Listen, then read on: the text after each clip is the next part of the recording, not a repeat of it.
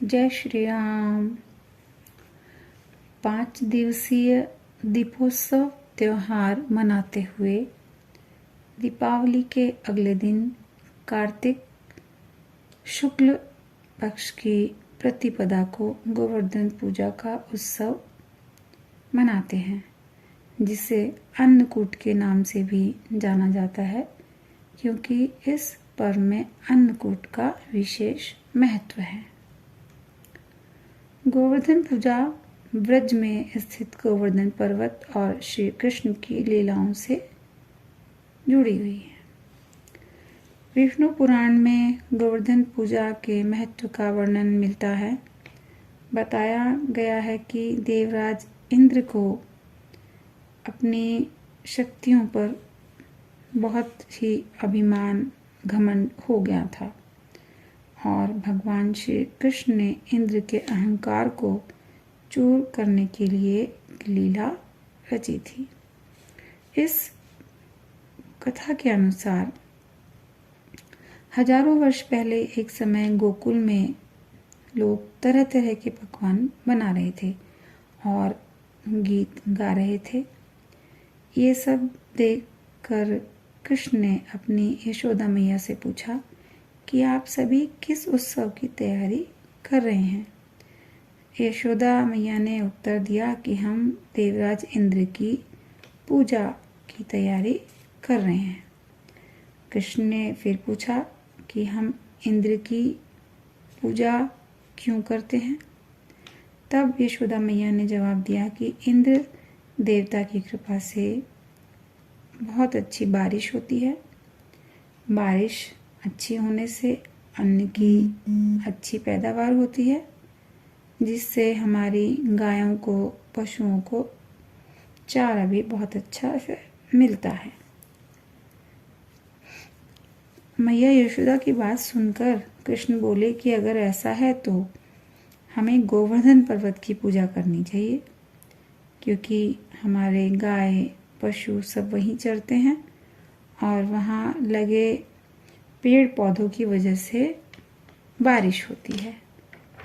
और आप सोच रहे हो कि इंद्र भगवान करते हैं बारिश, तो ये तो सब गोवर्धन पर्वत की वजह से हो रहा है, तो वही पूजा उनकी होनी चाहिए।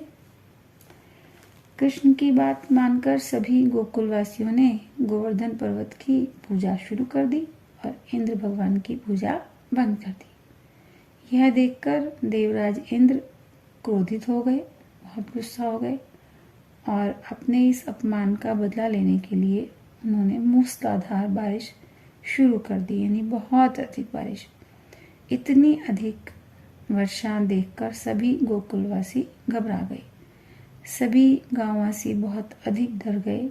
सब बचने के लिए पुकार लगाने लगे कि कोई उन्हें बचा ले। तब श्री कृष्ण ने गांववासियों को प्रलयकारी भारी वर्षा से बचाने के लिए गोवर्धन पर्वत को अपनी छोटी उंगली पर उठा लिया था और सभी गांववासियों को उस पर्वत के नीचे बुला लिया। किसी के ऊपर एक बूंद भी नहीं पड़ी। यह देखकर इंद्र ने बारिश और तेज कर दी और 7 दिन तक वो उसी प्रकार बारिश करते रहे, लेकिन गांववासियों को कोई भी नुकसान नहीं पहुंचा। इसके बाद इंद्र को एहसास हुआ कि मुझसे मुकाबला करने वाला कोई साधारण इंसान नहीं है, साधारण मनुष्य जो है वो नहीं हो सकता है। इंद्र को जब ज्ञान हुआ कि मैं जिनसे मुकाबला कर रहा था वो तो श्री कृष्ण भगवान है, तो उन्हें अपने अपराध का एहसास हुआ कि उन्होंने अपराध किया है। तो उन्होंने भगवान कृष्ण से क्षमा मांगी और स्वयं श्री कृष्ण भगवान की पूजा कर उन्हें भोग लगाया। इस पौराणिक घटना के बाद से गोवर्धन पूजा या अन्नकूट उत्सव मनाने की शुरुआत हुई। गाय के गोबर से गोवर्धन पर्वत बनाया जाता है, तब उसकी पूजा होती है, क्योंकि ऐसा माना जाता है कि गाय के गोबर में सभी देवी देवताओं का वास होता है। गोबर में धन की देवी लक्ष्मी का भी वास होता है। और श्री कृष्ण को अन्नकूट का भोग हम लगाते ही। ऐसा भी माना जाता है कि गोवर्धन पूजा में श्री कृष्ण को अन्नकूट का भोग लगाने से घर पर कभी अन्न की कमी नहीं होती, व्यक्ति की लंबी आयु व आरोग्यता मिलती है और दरिद्रता का नाश होता है। मैया यशोदा ने ब्रजवासियों के साथ मिलकर श्री कृष्ण के लिए 56 तरह के भोग जो है वो तैयार किए थे, क्योंकि मैया यशोदा श्री कृष्ण को एक दिन में 8 पहर भोजन कराती थी, इसलिए एक सप्ताह और 8 पहर के अनुसार मैया यशोदा ने 56 तरह के पकवान तैयार किए थे। इसे ही अन्नकूट कहा जाता है। जब हम 56 तरह के भोग बनाने में समर्थ नहीं होते हैं, तो कई तरह की सब्जियों और अन्न से भी जो पकवान तैयार किए जाते हैं, उस भोजन को भी अन्नकूट ही कहा जाता है। तो इससे हम क्या सीखे कि अपने बल पर घमंड करने और दूसरे को कम समझने पर भगवान उनका घमंड तोड़ देते हैं। यानी अपने ताकत पर घमंड नहीं करना चाहिए और दूसरे की ताकत को कम नहीं समझना चाहिए। इसलिए कभी किसी को कमज़ोर या छोटा नहीं समझना चाहिए, कभी अपने कार्यों पर घमंड नहीं करना चाहिए। गोवर्धन पर्वत की तरह दूसरों की मदद करनी चाहिए और ये बात भी याद रखनी चाहिए कि बुराई पर अच्छाई की हमेशा जीत होती है।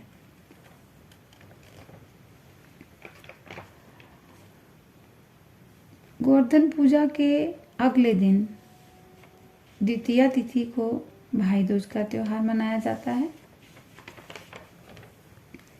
भैया दूज एक हिंदू त्योहार है जो भाई और बहन के बीच बिना शर्त के बंधन का त्योहार है।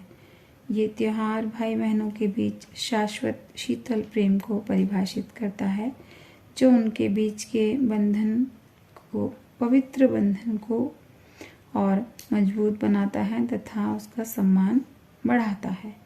भाई दूज के दिन मृत्यु के देवता यम की पूजा की जाती है। पौराणिक कथाओं के अनुसार हम भाई दूज क्यों मनाते हैं, इसकी कहानी इस प्रकार है। यम यानी यमराज और उनकी बहन यमुना भगवान सूर्य और छाया के संतान थे।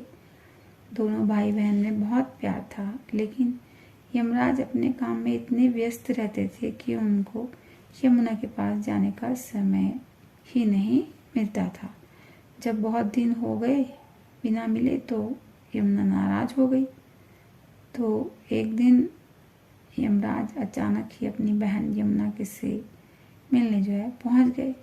भाई को सामने आया देख यमुना बेहद खुश हुई और इस दिन कार्तिक शुक्ल पक्ष की द्वितीया तिथि थी। यमुना ने भाई यम का खूब आदर सत्कार किया और विदा के समय इन्हें एक नारियल भेंट किया। जब यम ने पूछा कि ये किस लिए है, तो यमुना बोली कि यह नारियल आपको मेरी याद दिलाता रहेगा। फिर आप कितने भी व्यस्त क्यों ना हो, कार्तिक शुक्ल पक्ष की द्वितीया तिथि को यानी भैया दूज को आप मुझसे मिलने अवश्य आएंगे। तभी से भाई दूज के दिन भाई अपनी बहनों के घर जाते हैं और बहनें भाइयों को गोला या नारियल भेंट में देती हैं। इसलिए भी इस दिन को यम द्वितीया भी कहा जाता है।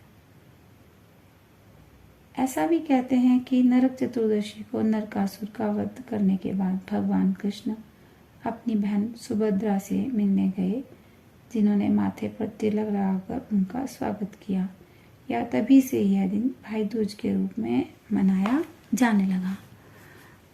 अब वीडियो आपको अच्छी लगी हो तो लाइक करें, शेयर करें, सब्सक्राइब करें। जय श्री राम।